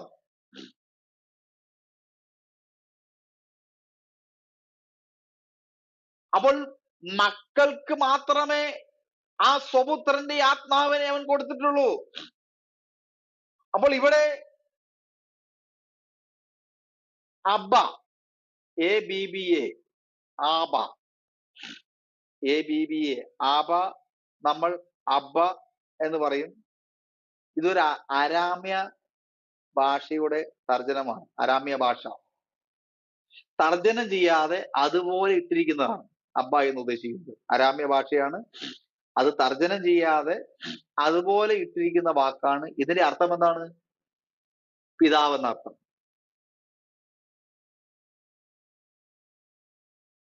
അപ്പോൾ ഇതിന്റെ അർത്ഥം പിതാവാണ്. അപ്പോൾ തന്നെ പിതാവ് എന്ന ഭാഷ, അബ്ബ പിതാവേ, പിതാവ് എന്നത് ഗ്രീക്ക് ഭാഷയിൽ നിന്നും തർജ്ജിമയുള്ള അബ്ബ്, ABB, അബ്ബ്. ഗ്രീക്കിന്റെ ഭാഷ, പിതാവിന്റെ ഗ്രീക്ക് വേർഡാണ് അബ്ബ്, ABB, അബ്ബ്. അബ്ബ് എന്നുള്ളത് ഗ്രീക്ക് ഭാഷയുടെ ഒരു തർജ്ജനമാണ് അബ്ബ്. അപ്പൊ അതിന്റെ അർത്ഥം എന്താണ്? പിതാവ് എന്നുള്ളതാണ്. അപ്പൊ ഒന്നുകൂടെ പറഞ്ഞു കഴിഞ്ഞാൽ, ഈ വാക്യത്തിന്റെ ഇതിലേക്ക് നമ്മൾ ഇതിന്റെ വ്യാഖ്യാനത്തിലേക്ക് വരുമ്പോൾ നമുക്ക് മനസ്സിലാക്കുവാൻ സാധിക്കുന്നത്, അബ്ബ എന്നുള്ളത് ഒരു ശിശുവിന്റെ ആദരങ്ങളിൽ നിന്ന് പുറപ്പെടുന്ന ഒരു വാക്കും, പിതാവേ എന്നുള്ളത് പ്രായപൂർത്തിയായ ഒരു പുത്രന്റെ ആദരങ്ങളിലെ വാക്കുമാണ്. അപ്പൊ ഇതിന്റെ അർത്ഥം, അബ്ബ എന്നത് ഒരു ബന്ധത്തെയും പിതാവ് എന്നത് ആ ബന്ധത്തിന്റെ അറിവിനെയും കാണിക്കുകയാണ്. ഇപ്പൊ സാധാരണമായി നമ്മൾ പിതാവ് എന്ന് പറയുമ്പോൾ നമ്മുടെ അപ്പൻ എന്നുള്ള രീതിയിലാണ് നമ്മൾ പറയുന്നത്. എന്റെ പിതാവ് മരിച്ചിട്ട് ഇപ്പോൾ ഏകദേശം 20 വർഷത്തോളമായി. പുള്ളി ഒരിക്കല് വളരെ രസകരമായ ഒരു സാക്ഷ്യം ഞാൻ ഓർക്കുകയാണ്. ഞാൻ ഇടയ്ക്കിടയ്ക്ക് അത് പ്രസംഗിക്കാറുള്ളതാണ്. നിങ്ങൾക്കും വേണമെങ്കിൽ പറയാം. ഞാനിപ്പോൾ അദ്ദേഹത്തെ വിസ്മരിക്കുകയാണ്. പുള്ളി കർണാടകയിൽ പോയി. കർണാടകയിൽ പോയിട്ട് വന്നപ്പോൾ അവിടെ ആളുകള് വിളിക്കുന്നത് തന്ത എന്നാണ് വിളിക്കുന്നത്. സ്വർഗീയ തന്ത എന്നാണ് വിളിക്കുന്നത്. അപ്പോൾ പണ്ട് നമ്മുടെയൊക്കെ ചെറുപ്പത്തിലാണ് ഇവരുടെ വീടുകളിൽ പിന്നെ അപ്പനും അമ്മയൊക്കെ തമ്മിൽ എന്തെങ്കിലുമൊക്കെ ചെറിയ അങ്ങോട്ടും ഇങ്ങോട്ടും പറയുമ്പോൾ നിങ്ങളെ പോലൊരു തന്തയെ ഞാൻ ലോകത്തിൽ കണ്ടിട്ടില്ല എന്നെങ്ങാണ്ട് നമ്മുടെ മാതാവ് ഉച്ചരിച്ചു എന്ന് ഉണ്ടായിട്ടുണ്ട്. അപ്പോൾ ഇദ്ദേഹം, എന്റെ അപ്പൻ സാക്ഷ്യം പറഞ്ഞപ്പോൾ പറയുകയാണ്, കഴിഞ്ഞ ആഴ്ചയിൽ ഞാന് ഇന്ന സ്ഥലത്ത് പോയപ്പോഴാണ് എന്താണ് ഈ തന്ത എന്നുള്ള വാക്കിന്റെ അർത്ഥം മനസ്സിലായില്ലേ എന്ന് പറഞ്ഞു കഴിഞ്ഞാൽ, അപ്പൊ വഴക്കുണ്ടാകുമ്പോൾ, ഞാനിവിടെ തമാശ രൂപേണ പറയുകയാണ്, നമ്മൾ വഴക്കുണ്ടാകുമ്പോൾ നിങ്ങളെ പോലൊരു തന്ത ഒക്കെ നമ്മൾ ഇങ്ങനെ കുറ്റപ്പെടുത്താറുണ്ട്. അപ്പോൾ കർണാടകയിൽ അവർ പറയുന്നത് തന്ത എന്നുള്ളത് ആരെയാണ്?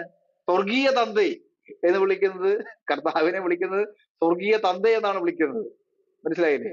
അപ്പോൾ അതിന്റെ അർത്ഥം എന്ന് പറയുന്നത് അവരുടെ ആ ഒരു ബന്ധമാണ്. അപ്പോൾ പിതാവ് എന്നുള്ളത് സത്യം പറഞ്ഞു കഴിഞ്ഞാൽ ഒരു ബന്ധവും ബന്ധത്തിന്റെ അറിവും, അബ്ബ എന്നുള്ളത് ഒരു ബന്ധത്തെയും കൂടിയാണ് സൂചിപ്പിക്കുന്നത്. എന്റെ സമയം പോകുന്നു, ഞാനും അറിയുന്നില്ല, പെട്ടെന്ന് പോയിക്കൊണ്ടിരിക്കുകയാണ്. 16-ാം വാക്യത്തിലേക്ക് നമുക്ക് ഓടിച്ചു വരാം. അതിന്റെ റോമാലേഖനം 8:16 വാക്യം ഓടിച്ച് വായിക്കാം. 8:16. ആ നാം ദൈവത്തിന്റെ മക്കൾ നാം ദൈവത്തിന്റെ മക്കൾ എന്ന് ആത്മാവ് താനും നമ്മുടെ ആത്മാവോടുകൂടി സാക്ഷ്യം പറയുന്നു.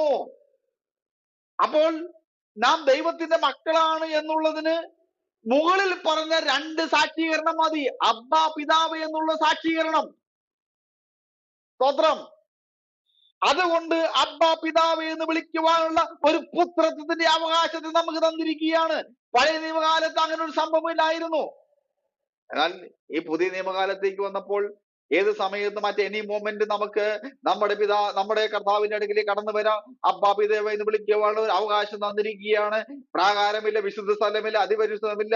ആ പഴയ നിയമകാലത്തുള്ള അതിപരിശുദ്ധ സ്ഥലത്തിന് തീർച്ചയായിട്ടും തൊട്ട് അടുത്ത് വരെ 2ആയി ചീന്തി മാറിയപ്പോൾ കർത്താവായ യേശു ക്രിസ്തുവിന്റെ മരണത്തിലൂടെ സംഭവിച്ചുവെങ്കിൽ ഇന്ന് ഈ പുതിയ നിയമത്തിൽ കർത്താവായ യേശു ക്രിസ്തുവിന്റെ മരണത്തിലൂടെ നമുക്ക് ഏത് നിമിഷവും കർത്താവിന്റെ അടുക്കൽ കടന്നു വന്ന് അബ്ബാ പിതാവേ എന്നുള്ളത് വിളിക്കുവാനുള്ള ഒരു ആത്മബന്ധം കർത്താവ് നമുക്ക് തന്നിരിക്കുകയാണ്. കാരണം അവൻ നമ്മുടെ പിതാവാണെന്നുള്ള ഒരു അറിവാണ്. സ്തോത്രം. പ്രിയമുള്ളവരെ, ആ അറിവാണ് നമ്മൾ പകരപ്പെടേണ്ടത്. അപ്പോൾ ദൈവമക്കളാണ് എന്നുള്ളത് സാക്ഷീകരിക്കപ്പെടുന്നു. അപ്പോൾ ദൈവാത്മാവ് നമ്മുടെ അകത്ത് ഉണ്ട് എന്നുള്ളത് ഈ മുകളിൽ പറഞ്ഞിരിക്കുന്ന 2 സാക്ഷീകരണത്തിന്റെ വെളിച്ചത്തിൽ നമുക്ക് മനസ്സിലാക്കുവാനായിട്ടിടയായി തീരും. അതിന്റെ 17ാമത്തെ വാക്യത്തിലേക്ക് നാം കടന്നു വരുമ്പോൾ, നാം മക്കളെങ്കിലോ അവകാശികളാകുന്നു, ദൈവത്തിന്റെ അവകാശികളും ക്രിസ്തുവിന്റെ കൂട്ടവകാശികളും തന്നെ. നാം അവനോടുകൂടി തിരസ്കരിക്കപ്പെടേണ്ടതിന് അവനോടുകൂടെ കഷ്ടം അനുഭവിച്ചാലത്രേ. അപ്പോൾ നാം മക്കളാകുന്നു എന്ന കാരണത്താൽ ദൈവത്തിന്റെ അവകാശികളും ക്രിസ്തുവിന് കൂട്ടവകാശികളുമാകുന്നു. സ്തോത്രം. നാം മക്കളെങ്കിലോ അവകാശികളാണ്, ദൈവത്തിന്റെ അവകാശികളും ക്രിസ്തുവിന്റെ കൂട്ടവകാശികളും തന്നെ. നാം അവനോടുകൂടെ തിരസ്കരിക്കപ്പെടേണ്ടതിന് അവനോടുകൂടെ കഷ്ടം അനുഭവിച്ചാലത്രേ. ഇവിടെ അപ്പോസ്തലനായ പൗലോസ് കഷ്ടം അനുഭവിച്ചാലത്രേ എന്നുള്ള വാക്ക് പറഞ്ഞിരിക്കുന്നത് ഒരു വിശ്വാസിയോടുള്ള ബന്ധത്തിൽ അവൻ കഷ്ടം അനുഭവിക്കുകയും അത് നിമിത്തം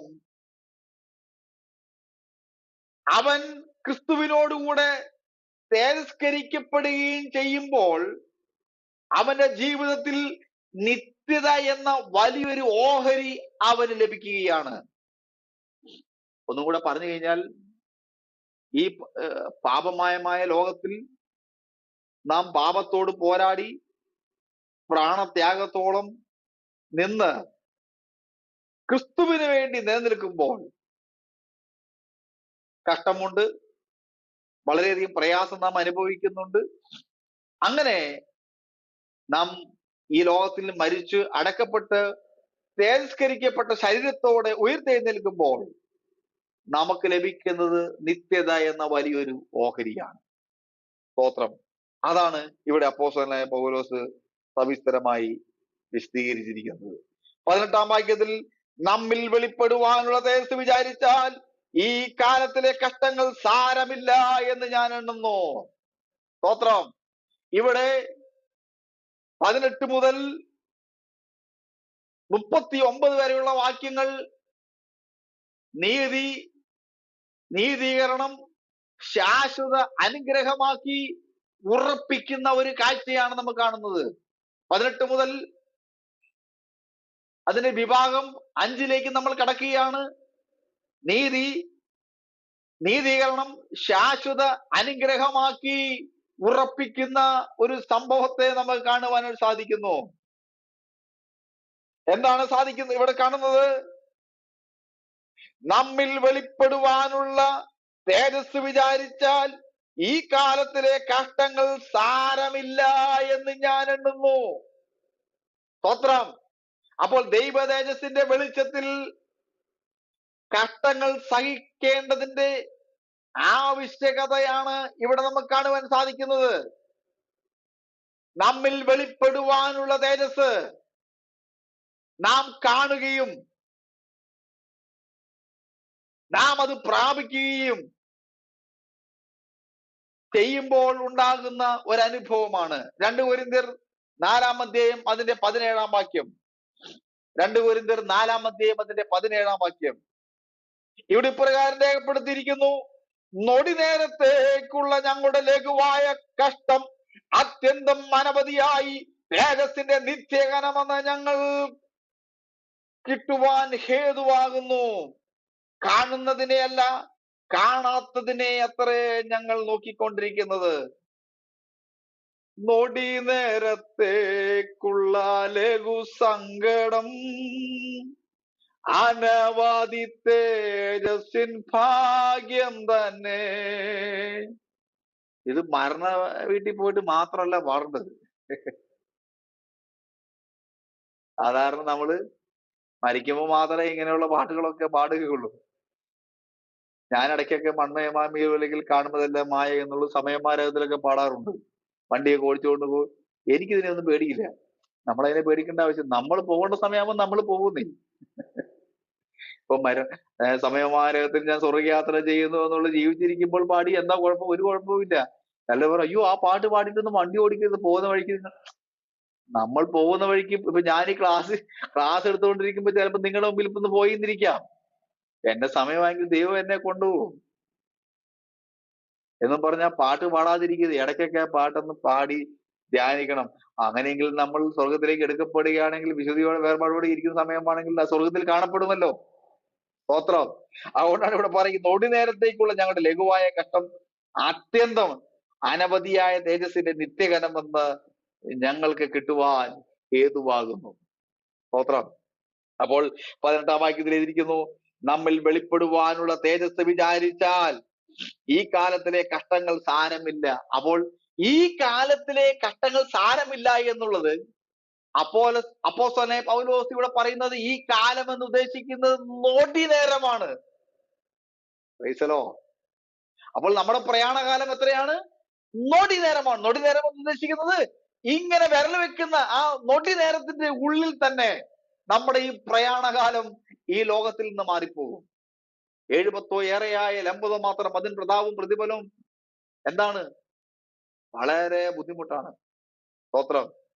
പ്രിയമുള്ളവരെ, അപ്പോൾ ദൈവതേജസ്സിന്റെ വെളിച്ചത്തിൽ നൊടി നേരത്തേക്കുള്ള കഷ്ടങ്ങൾ എന്തല്ല സാരമില്ല എന്ന് നമ്മൾ എണ്ണണം. അങ്ങനെ എണ്ണാനായിട്ട് പറ്റുന്നുണ്ടോ? സ്തോത്രം. ഈ കാലത്തിലെ കഷ്ടങ്ങൾ, പ്രയാസങ്ങൾ, പ്രതിസന്ധികൾ, രോഗങ്ങൾ, ദുഃഖങ്ങൾ, ഒറ്റപ്പെടലുകൾ, വേർപാടുകളൊക്കെ നിന്റെ ജീവിതത്തിൽ അനുഭവിക്കുമ്പോൾ പറ്റുമോ? നമുക്ക് പ്രസംഗിക്കാൻ എളുപ്പമാണ്. ഞാൻ സെമിനാരി പഠിച്ചുകൊണ്ടിരിക്കുന്ന സമയത്ത്, മാസ്റ്റർ ഡിഗ്രിക്ക് പഠിച്ചുകൊണ്ടിരിക്കുമ്പോൾ എന്റെ പിതാവ് ക്യാൻസർ രോഗത്താൽ ഭാരപ്പെട്ടു. അതിനുശേഷം 2004 ഞാൻ നിലമ്പൂർ ഒരു കോളേജിൽ പഠിപ്പിച്ചുകൊണ്ടിരിക്കുന്ന സമയത്ത് അദ്ദേഹം ഈ ലോകത്തിൽ നിന്ന് മാറ്റപ്പെട്ടു പോയി. 2 കൊല്ലം കഴിഞ്ഞു എന്റെ സഹോദരിയെ ഒരു സുവിശേഷകന് വിവാഹം ചെയ്തു കൊടുത്തു. ആ പുള്ളിക്കാരത്തി മരിച്ചുപോയി. അന്ന് ഞാൻ നിക്കോബാറിൽ, ആൻഡമാൻ നിക്കോബാർ ആൻഡ് ഐലൻഡിൽ സുനാമി കഴിഞ്ഞിട്ട് അവിടെ പ്രവർത്തനത്തിനായി പോയതാണ്. അദ്ദേഹം മരിക്കപ്പെട്ടു. അതിനുശേഷം ഈ കരങ്ങൾ 14 പീസായി ഒടിഞ്ഞു മാറി. ഈ കൈ പൊങ്ങുകയില്ലായിരുന്നു. ഇതിന്റെ റീഡിങ് ഇത് മുറിച്ചു കളയണമെന്ന് ഡോക്ടർമാർ വിധി എഴുതി. ഇനി മുന്നോട്ടൊരു സാധ്യതയില്ല. ഞാൻ കർത്താവിനോട് ഇത്ര മാത്രമേ പ്രാർത്ഥിച്ചുള്ളൂ, കർത്താവ് എനിക്ക് ഈ ബൈബിൾ ഒന്ന് പിടിക്കണം. വേറെ ഒന്നുമില്ല, ബൈബിള് ഒന്ന് പിടിക്കണം, അത്ര മാത്രമേ പ്രാർത്ഥിച്ചുള്ളൂ. പക്ഷെ പ്രാർത്ഥനയോട് ദൈവം അതിന് മാറ്റം തന്നു. അതിനുശേഷം ഒരു 4 വീലർ ഉണ്ടായിരുന്നു. ആ 4 വീലർ കൊണ്ട് യാത്ര ചെയ്തപ്പോൾ ഒരു പട്ടി വന്ന് ക്രോസ് ചാടിയിട്ട് ഞങ്ങൾ എല്ലാവരും തന്നെ വളരെ അഗാധമായ 20 അടി താഴ്ചയിലേക്ക് വണ്ടി കാരണം കുത്തിപ്പോയി. പക്ഷെ ഒരു പോറൽ പോലും വരാതെ എല്ലാവരെയും കർത്താവ് രക്ഷിച്ചു. സ്തോത്രം. അപ്പോൾ ഒന്നിനു പുറകെ ഒന്നൊന്നായി. അതിനുശേഷം ഉണ്ടായ കാര്യങ്ങൾ, എല്ലാ കാര്യങ്ങളും നമുക്ക് പറയാൻ പറ്റുകയില്ല. അപ്പോൾ ജീവിതത്തിൽ ഉണ്ടായ പ്രയാസങ്ങൾ, തിക്ത അനുഭവങ്ങൾ, അപ്പോസ്തലനായ പൗലോസ്, ഞാൻ അതെനിക്ക് വിവരിക്കാൻ സമയമില്ല, അതെല്ലാം ഇവിടെ താഴത്തേക്ക് ഇവിടെ പറയുന്നുണ്ട്. ക്രിസ്തുവിന്റെ സ്നേഹത്തിൽ നിന്ന് നമ്മെ വേർപിരിക്കുന്നവർ കഷ്ടതയോ സങ്കടമോ ഉപദ്രവമോ പട്ടിണിയോ നഗ്നതയോ വാളോ മരണമോ ആപത്തോ ഇവയൊന്നും എന്നെ തന്നെ ക്രിസ്തുവിന്റെ സ്നേഹത്തിൽ നിന്ന് വേർപിടിക്കാൻ സാധിക്കുകയില്ല. ഇത് പ്രസംഗിക്കാൻ വളരെ എളുപ്പമാണ്. കഷ്ടത നമ്മുടെ ജീവിതത്തിൽ വരണം, മരണം ജീവിതത്തിൽ വരണം, മരണത്തിന്റെ വേദന, കഷ്ടതയുടെ വേദന, ഒറ്റപ്പെടലിന്റെ വേദന, നിന്ദയുടെ വേദന, പ്രയാസത്തിന്റെ വേദന, സാമ്പത്തിക ദാരിദ്ര്യത്തിന്റെ വേദന, ഇതൊക്കെ നമ്മുടെ ജീവിതത്തിൽ അനുഭവിക്കുമ്പോൾ പ്രിയമുള്ളവരെ, നൊടി നേരത്തേക്ക് മാത്രമേ ഉള്ളൂ എന്നുള്ളത് നാം മനസ്സിലാക്കണം. ഇന്ന് രാത്രിയിൽ ഈ ദൈവത്തിന്റെ വചനത്തിൽ നിന്നുകൊണ്ട് വളരെ ശക്തമായി ഞാനൊരു കാര്യം വിളിച്ചു പറയട്ടെ. നമ്മിൽ വെളിപ്പെടുവാനുള്ള തേജസ് വിചാരിച്ചാൽ ഈ കഷ്ടത്തിലെ കാലങ്ങൾ, കഷ്ടങ്ങൾ സാരമില്ല, ഇത് നൊടി നേരത്തേക്കുള്ളതാണ് എന്ന് അപ്പോസ്തലനായ പൗലോസ് ഇവിടെ വിളിച്ചു പറയുകയാണ്. ഹല്ലേലൂയ. അപ്പോൾ നമ്മുടെ ഈ പ്രയാണ കാലത്തിൽ, നമ്മുടെ ജീവിതത്തിൽ സംഭവിക്കുവാൻ പോകുന്നത് നൊടി നേരത്തേക്കുള്ളതാണ്. അടുത്തതായി 19 മുതൽ 22 വരെയുള്ള വാക്യങ്ങൾ ചേർത്ത് നിങ്ങൾ വായിച്ചു പഠിക്കുക. അവിടെ ഇപ്രകാരം എഴുതിയിരിക്കുന്നു. 19-22, സൃഷ്ടി ദൈവപുത്രന്മാരെ വെളിപ്പാടിനെ ആകാംക്ഷയോടെ കാത്തിരിക്കുന്നു. സൃഷ്ടി ദ്രവത്വത്തിന്റെ ദാസ്യത്തിൽ നിന്നും വിടുതലും ദൈവമക്കളുടെ തേജസ്സാകുന്ന സ്വാതന്ത്ര്യവും പ്രാപിക്കും എന്നുള്ള ആശയോടെ മായയ്ക്ക് കീഴ്പ്പെട്ടിരിക്കുന്നു. മനഃപൂർവ്വമായിട്ടല്ല, അതിനെ കീഴ്പ്പെടുത്തിയതിന്റെ കൽപ്പന നിമിത്തം അത്രേ. സർവസൃഷ്ടിയും ഇന്ന് വരെ ഒരുപോലെ ഞരങ്ങി ഈറ്റുന്നവോടിരിക്കുന്നു എന്ന് നാം അറിയുന്നുവല്ലോ. നാം എല്ലാവരും നമ്മുടെ കർത്താവായ യേശു ക്രിസ്തുവിന്റെ വരവിനെ നോക്കി പാർത്തിരിക്കുകയാണ്. എല്ലാ പുരുഷന്മാരെ നിങ്ങൾ ആകാശത്തേക്ക് നോക്കി നിൽക്കുന്നത്, അതെ, നിങ്ങൾ സ്വർഗ്ഗാരോഹണം യേശു ക്രിസ്തു വീണ്ടും രണ്ടാമത് വരും. ഇത് പറഞ്ഞിട്ട് കാര്യങ്ങൾ കുറെയായി, ആണ്ടുകൾ കുറെയായി, ഇതുവരെയും വരുന്നില്ല. നിങ്ങൾക്കറിയാം, ഇസ്രായേലിൽ അത് യുദ്ധം തുടങ്ങിയിട്ട് എത്രയോ നാളുകളായി. എന്റെ അഭിപ്രായം, ഞാൻ വിചാരിച്ചു ചിലപ്പോ ഒരുപക്ഷെ അവർ ആ ദേശമൊക്കെ പിടിച്ചടക്കുമെന്ന്. പക്ഷെ കർത്താവായ യേശു ക്രിസ്തുവിന്റെ വരവ് ഏറ്റവും ആസന്നമായിരിക്കുകയാണ്. ഇപ്പോഴും അതിന്റെ ആ മൂർധന്യ അവസ്ഥയിലേക്ക് എത്തിക്കൊണ്ടിരിക്കുകയാണ്. ഇതൊക്കെയും വിളിച്ചു പറയുന്നത് ഈറ്റുനോവിന്റെ ആരംഭമാണ്. ഞാൻ അതിന്റെ വിവരണത്തിലേക്ക് വരികയാണ്. സൃഷ്ടി ദൈവപുത്രന്മാരുടെ വെളിപ്പാടിനെ ആകാംക്ഷയോടെ കാത്തിരിക്കുന്നു. അപ്പോൾ കർത്താവിന്റെ സൃഷ്ടിയായ നാം ഓരോരുത്തരും അത് കർത്താവിന്റെ വരവിനെ ആകാംക്ഷയോടെ കാത്തിരിക്കുകയാണ്. സ്തോത്രം. എപ്പോ വന്നാലും പോകാനുള്ള ഒരാകാംക്ഷയോടെ, ഏത് സമയവും അത് ഇവിടെ നിന്ന് പോകുവാനുള്ള ഒരാകാംക്ഷയോടെ നാം നമ്മളെ തന്നെ നോക്കി കാത്തിരിക്കുകയാണ്. അത് എന്നിട്ട് എഴുതിയിരിക്കുന്ന 20-ാം വാക്യത്തിൽ, സൃഷ്ടി ദ്രവത്വത്തിന്റെ ദാസ്യത്തിൽ നിന്ന് വിടുതലും ദൈവമക്കളുടെ തേജസ്സാകുന്ന സ്വാതന്ത്ര്യവും പ്രാപിക്കുമെന്നുള്ള ആശയോടെ മായയ്ക്ക് കീഴ്പ്പെട്ടിരിക്കുന്നു. മനഃപൂർവ്വമായിട്ടല്ല കീഴ്പ്പെടുത്തിയവന്റെ കൽപ്പനയാലത്രേ. അപ്പൊ ഇവിടെ നമുക്ക് ഈ വാക്യത്തിലേക്ക് നാം കടന്നു വരുമ്പോൾ ഇതിന്റെ 20, 21, 22 വാക്യങ്ങൾ നാം പഠിക്കുമ്പോൾ, ഇപ്പോൾ സൃഷ്ടി മായയ്ക്ക് കീഴ്പ്പെട്ടിരിക്കുകയാണ് എന്നിവിടെ അപ്പോസ്തലനായ പൗലോസ് പറഞ്ഞിരിക്കുന്നു. അപ്പൊ മായ എന്നതിന് അർത്ഥം ലക്ഷ്യപ്രാപ്തിയിലെത്താൻ കഴിയാത്ത അവസ്ഥ എന്നുള്ളതാണ്.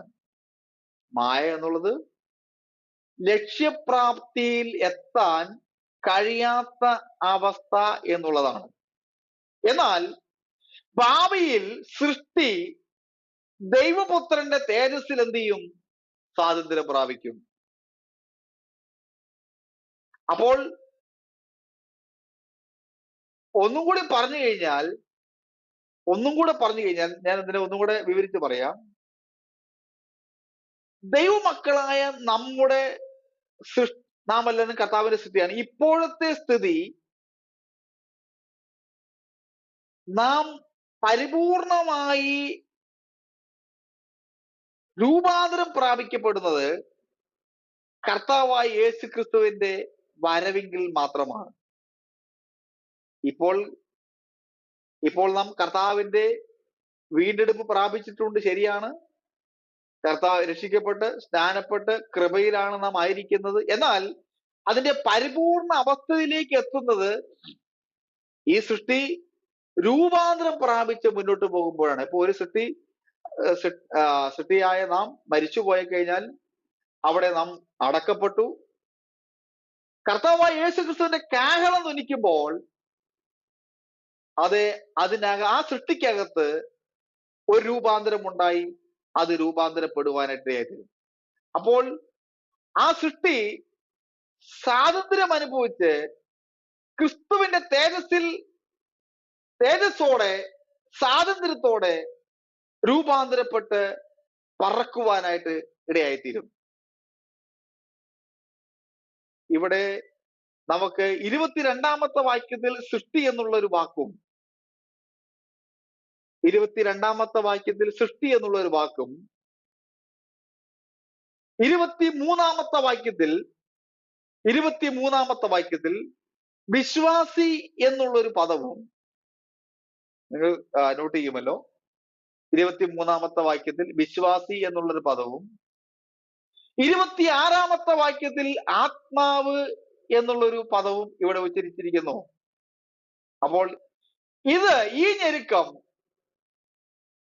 ഈറ്റുനോവിന്റെ ഒരു ഞെരുക്കമായതുകൊണ്ട് നമുക്കൊരു ശുഭ പ്രത്യാശയുണ്ട്. നമ്മുടെ കർത്താവായ യേശു ക്രിസ്തുവിന്റെ വരവിങ്കിൽ സകല ഊനവും നീങ്ങി നാം അതിന്റെ പൂർണ്ണതയിലേക്ക് വെളിപ്പെട്ടു വരും. സ്തോത്രം. ഈ ലോകത്തിൽ നാം അനുഭവിച്ച കഷ്ടത, ഈ ലോകത്തിൽ നാം അനുഭവിച്ച പ്രയാസം, ഈ ലോകത്തിൽ നാം അനുഭവിച്ച ബുദ്ധിമുട്ടുകൾ, ഈ ലോകത്തിൽ നാം അനുഭവിച്ച പാപത്തോട് പോരാടിയ പോരാട്ടങ്ങൾ, പാപത്തോട് ചെറുത്തു നിന്ന അതിന്റെ പ്രാണത്യാഗത്തോളം ചെറുത്തു നിന്ന അനുഭവങ്ങൾ, ഇതെല്ലാം തന്നെ നമ്മുടെ കർത്താവായ യേശു ക്രിസ്തുവിന്റെ വരവിങ്കൽ നാം രൂപാന്തരം പ്രാപിച്ച് മുന്നോട്ട് പോകുവാനൊക്കെ ഇടയായിത്തീരും. ഇന്നത്തെ ക്ലാസ് ഞാൻ ഇവിടെ അവസാനിപ്പിക്കുവാനായിട്ട് ക്രിസ്തുവിൽ ശരണപ്പെടുകയാണ്.